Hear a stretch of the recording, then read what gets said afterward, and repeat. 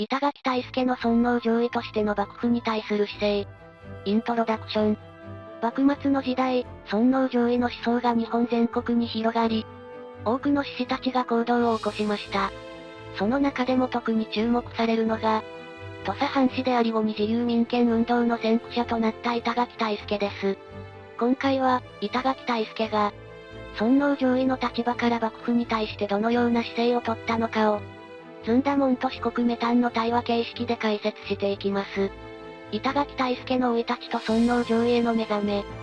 板垣退助ってどんな人だったのだ？板垣退助は1837年に土佐藩、現在の高知県で生まれたの。彼は幼少期から学問に励み、特に国学に深い関心を持っていたわ。国学を通じて尊王攘夷の思想に共感して、幕府に対する批判的な姿勢を強めていったの。尊王攘夷って具体的にはどういうことなのだ？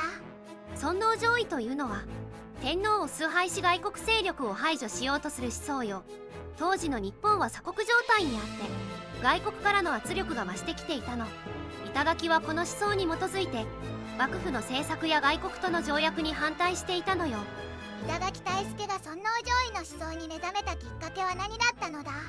板垣退助が尊王攘夷の思想に目覚めたきっかけは、学問を通じて国学に触れたことよ。彼は国学を学びながら、天皇を中心とした国の在り方に強い関心を持つようになったの。また、外国からの圧力や不平等条約に対する不満も、彼の思想形成に大きな影響を与えたわ。幕府に対する具体的な行動。板垣退助は幕府に対してどんな行動をとったのだ？板垣退助はまず土佐藩内で同じ考えを持つ志士たちと連携して倒幕運動を進めたわ。彼は武力行使も辞さない覚悟で薩摩藩や長州藩とも連携して倒幕計画を練っていたの。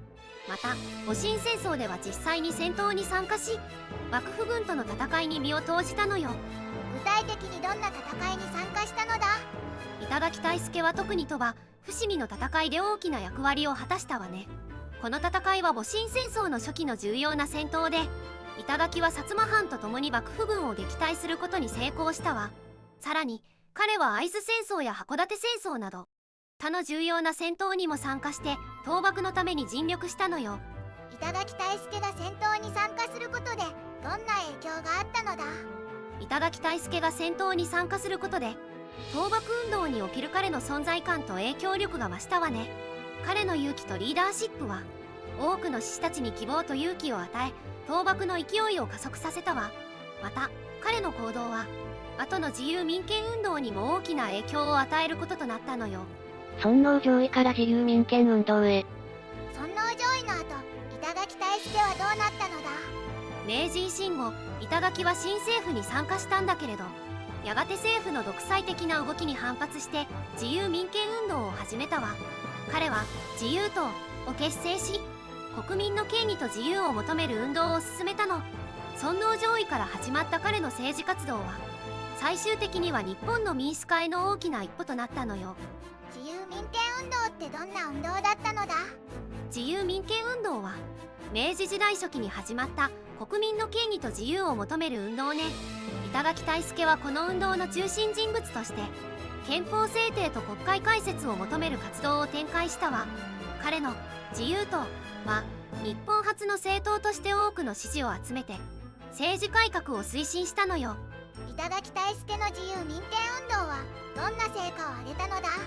板垣退助の自由民権運動は最終的には1889年の大日本帝国憲法の制定と1890年の帝国議会の開設という形で成果を上げたわね。これによって日本は近代的な立憲国家としての基礎を築くことができたわ。板垣退助の活動は日本の民主主義の発展に大きく貢献したのよ。まとめ。板垣退助は、尊王攘夷の思想に基づいて幕府に対する批判的な姿勢を持ち続け、その信念を行動に移しました。彼の行動は幕末の日本に大きな影響を与え、最終的には明治維新を経て自由民権運動へと進展しました。板垣退助の生涯は、一貫して国民の権利と自由を追求するものであり、その姿勢は現代にも通じるものがあります。